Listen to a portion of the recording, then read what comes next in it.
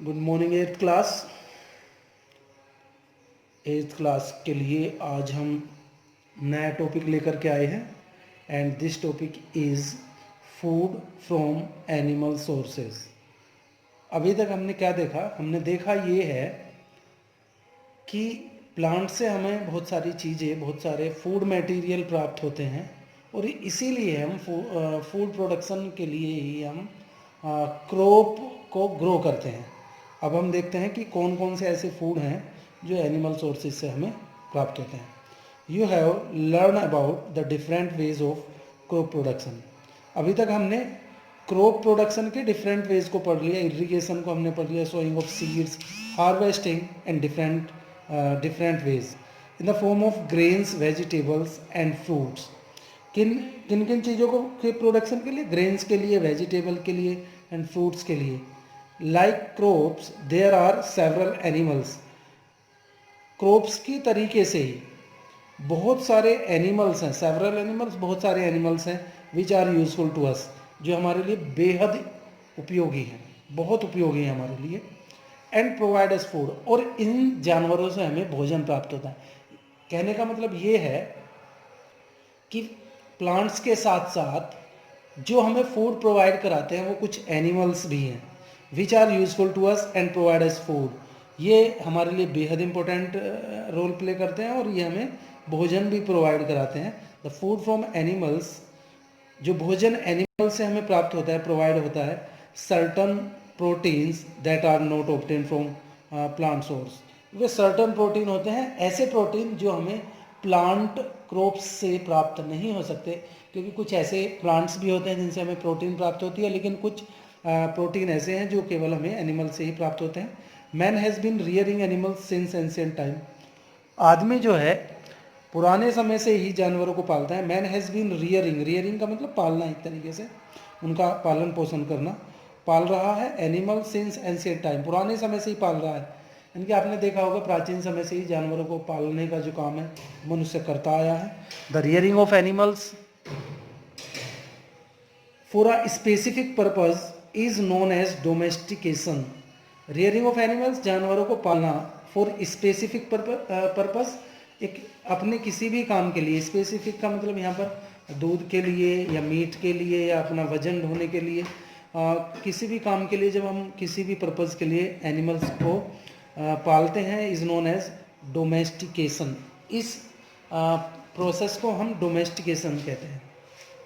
Most domesticated animals have multiple uses. जो domesticated animal है, यानी कि पालतू जो जानवर हैं, उनका यूज़ हम मल्टीपल पर्पज़ यूज़ के लिए हम इसे करते हैं। For example, animal kept primarily for work also supply milk. वो हमारा जो है काम भी करता है, जानवर बहुत सारे ऐसे हैं, एंड ऑल्सो सप्लाई मिल्क, और हमें दूध भी देते हैं। मीट भी उनसे प्राप्त किया जाता है, एंड क्लोथिंग मटेरियल, और क्लोथिंग मटेरियल भी। जैसे एक यहाँ पर हम एग्जांपल लेते हैं, सीप का एग्जांपल लेते हैं। सीप जो है हमें दूध भी प्रोवाइड कराता है, सीप का मीट भी खाया जाता है, और सीप के जो हेयर हैं उनसे ऊन भी बनाई जाती है। तो आप देखेंगे कि कुछ जो जानवर हैं, कुछ जो एनिमल्स हैं जिन्हें पाला जाता है, वो मल्टीपर्पज़ के लिए यूज़ होते हैं।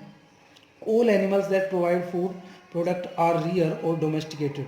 सारे के सारे जानवर जो हमें भोजन प्राप्त कराते हैं, उन्हें आर रियर्ड और डोमेस्टिकेटेड, उन्हें घर पर ही पाला जाता है।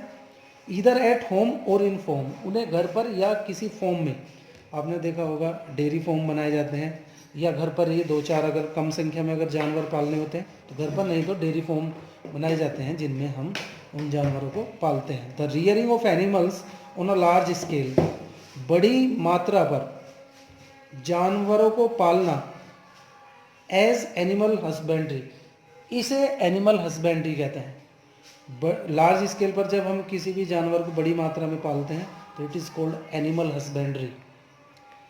ये एक ब्रांच है बायोलॉजी की। इसमें एनिमल हस्बेंड्री में जानवरों को कैसे पाला जाता है, उनकी देखभाल कैसे की जाती है, उसके हम बारे में स्टडी करते हैं। Here are the few example of animals that provide us with food.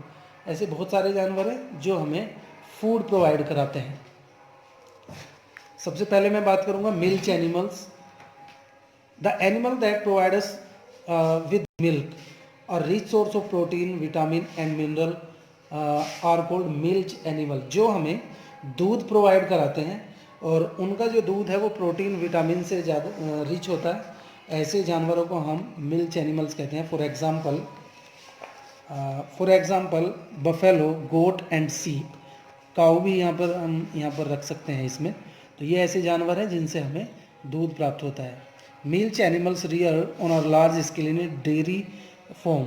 जो डेयरी फॉर्म है हमारे, उनमें ही बड़ी मात्रा में इन्हें पाला जाता है।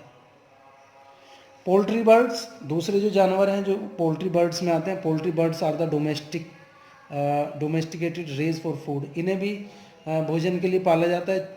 Chicken, turkeys, geese and some minor species of pigeon and ostrich. यानी कि ये कुछ बर्ड्स हैं जिन्हें हम पोल्ट्री बर्ड्स की कैटेगरी में रखते हैं और इनके मीट को वहाँ पर खाया जाता है। और अंडे के लिए, एग के लिए या मीट के लिए इन्हें पाला जाता है। इन्हें बोलते हैं पोल्ट्री बर्ड्स। फिशेस हैं। Another major source of food in our food is fish.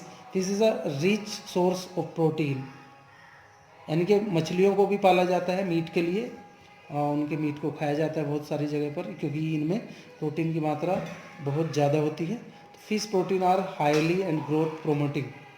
ये ग्रोथ प्रोमोटिंग इनकी प्रोटीन होती है। सम फिशेस शार्क है are rich in vitamin D and breeding transplantation of the fish by artificial cold pisciculture.